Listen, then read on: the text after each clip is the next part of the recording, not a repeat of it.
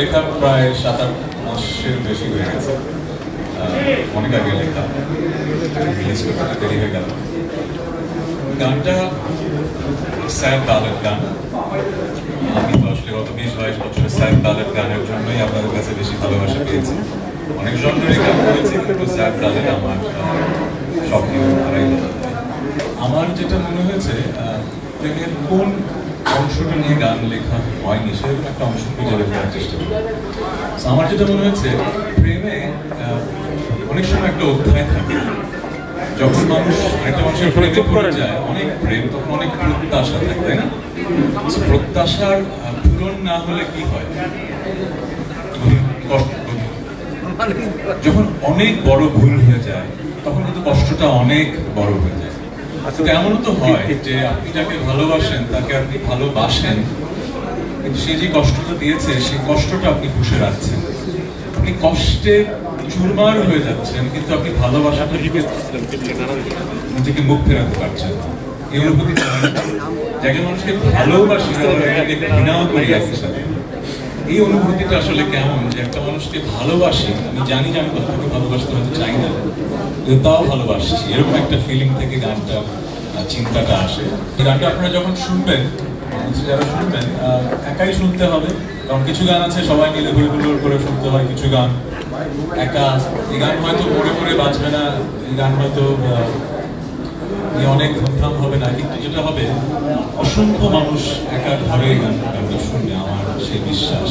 কারণ এই অবহেলার এই চিন্তাটা, ফিলিংটা সবার মাঝেই কম বেশি হয়তো জীবনে এসছে।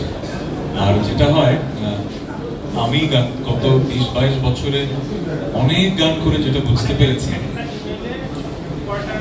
আমরা এখন পুঁজিবাদের সমাজে বসবাস করি, তো আমরা কাটতি খুঁজি, কিন্তু কাটতি খুঁজতে যে জিনিসটা হারিয়ে ফেলি, আমাদের শ্রোতা ভক্তদের সাথে একটা বন্ধন, যেটা হয় কি, একটা গান যখন লিখি, শুরু করি বা যখন শেষ হয়, অনেক ইমোশনাল ব্যাপার।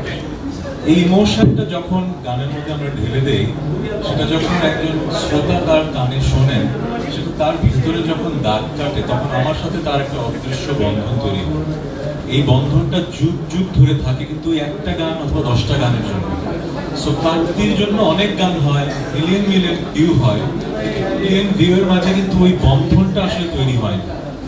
সো আমি আসলে যশ এত পেয়েছি, আমি কাটতে চাই না সেটা আমি বলছি না, কিন্তু আমি আসলে এই জায়গাটাতে খুব বেশি আমার প্রেম, আমার এই গানটা কি আমার ভক্তের মনে আমার সেই বন্ধনটা তৈরি করবে কিনা। বাট আমি যা ফিল করেছি, লিখেছি, সেটা ওনারা বুঝতে পারছেন। আমি ধন্যবাদ জানাবো সিদ্দিকে এত সুন্দর একটা প্রজেক্ট অর্গানাইজ করার জন্য। ওর সাথে আমার অনেকদিন ধরে কাজ করার কথা ছিল, কিন্তু এই প্রথম কাজ হলো।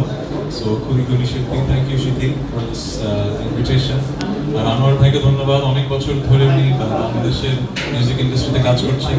আমি খুবই ঘরকুনো মানুষ, খুব বেশি কাজ, খুব বেশি নতুন মানুষের সাথে করা হয়নি, কিন্তু উনি ভেরি পারসিস্টেন্ট ছিলেন। So thank you very much এত সুন্দর আয়োজনের জন্য। আর সাজিদের কথা কি বলবো, আমি আমার ক্যারিয়ারের প্রথম 10-12 বছর শুধু একা নিজে সুরে গান করতাম। তারপরে সাজিদ আসার পরে আমার জীবনটা একটু সহজ হয়ে গেল। তারপরে আমার লেখা শুরু করতে যতটুকু সময় লাগে, তার চেয়ে অসম্ভব বেশি রকম পরিশ্রম দিতে হয় মিউজিকটা ট্র্যাক রেডি করতে, মিক্স করতে।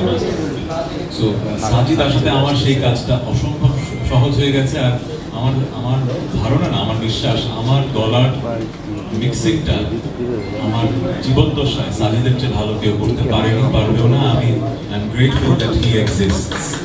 যেটা হয় কি, আমরা আর্টিস্ট আর সেলিব্রিটি দুটোর মাঝে কিন্তু একটা তফাৎ তৈরি করে ফেলি। যেরকম আপনারা আমাকে দেখছেন, অ্যাজ এ সেলিব্রিটি তাহসিন এখানে এত মানুষ এসছে, এই যে 100 ক্যামেরা, এটা কিন্তু সেলিব্রিটি তাহসিনের জন্য এসছে। আর্টিস্ট তাহসিনের জন্য কয়জন এসছে? হয় কি আসলে? এটা আমি বিশ্বাস করবো তখনই যখন আপনাদের নিউজের শিরোনাম এই গান নিয়ে হবে, এবং আমার পার্সোনাল লাইফে এখন কি ঘটছে গান শুরু করি, অনেক মানুষ আমার গান শুনে, আসলে দেখি যে যে সময় অনেক হিট গান হয়েছে, শুরুতে আলো, প্রেমা, তালিশা, কোনো অ্যাওয়ার্ডে নমিনেশন হয়। আমি তো বুঝতাম না ব্যাপারটা, যে ঘটনা কি। এই গান তো বাংলাদেশ সবাই শুনছে, এই বছরের সবচেয়ে হিট গানের মধ্যে, কারণ আমার নমিনেশন পায় না কেন। আমি যেটা বুঝলাম যে আসলে আমার গান হয়তো আমি দেই অসংখ্য মানুষের হৃদয়ে বাইক তুলে দেন যোগান দিচ্ছে, কিন্তু আমি সেলিব্রিটি হয়ে উঠতে পারি তখন রিয়েলাইজ করলাম যে আসলে আর্টিস্ট সেলফ যেরকম জরুরি, আমার গান টিকে থাকার জন্য আসলে আমাকে celebrity হতে হবে।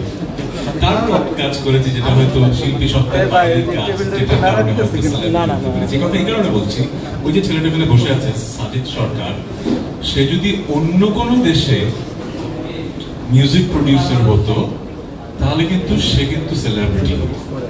আমি ওকে কোনোভাবেই খর্ব করছি না ওর জায়গাটা, কিন্তু বাংলাদেশে ও যত ভালো গান দিয়েছে এটা আসলে আনপ্যারালেল। কিন্তু গত 20 বছরে আমার হয়তো অসংখ্য হিট গান আছে, সুরকার হিসেবে এই ছেলেটা যা দিয়েছে শুধু আমার সাথে না, অনেকের সাথে সেই পরিমাণ কিন্তু আমরা তাকে সেলিব্রিটি রেসপেক্টটা দেই না। আমি আজকে আপনাদের অনুরোধ করব, এত ক্যামেরা এসছেন আমার জন্য আমি জানি এবং ওনার জন্য, কিন্তু এখন থেকে ওনাদেরকে একটু ফোকাস করতে হবে, ঠিক আছে? কারণ গান কিন্তু একা করা যায় না, একসময় করতাম কিন্তু এখন সবাই মিলে করি। সো আমি সব জায়গায় এটা বলার চেষ্টা করি, গুণী আর্টিস্টদেরকে আরেকটু প্রমোট করবেন, শুধু সেলিব্রিটিদেরই কভার করবেন। কাটতি আমরা সবাই চাই, কিন্তু আমরা আসলে শিল্পচর্চার কথা, আমি ভিডিওটা এখনো পুরোপুরি ঠিক মতো দেখিনি, কিন্তু আমি জানি ওনার উপর আমার আস্থা আছে। আমার আস্থা আছে এই ভিডিওটা অনেক অনেক ভালো হবে, কারণ সেট আপটা দেখে আমার খুব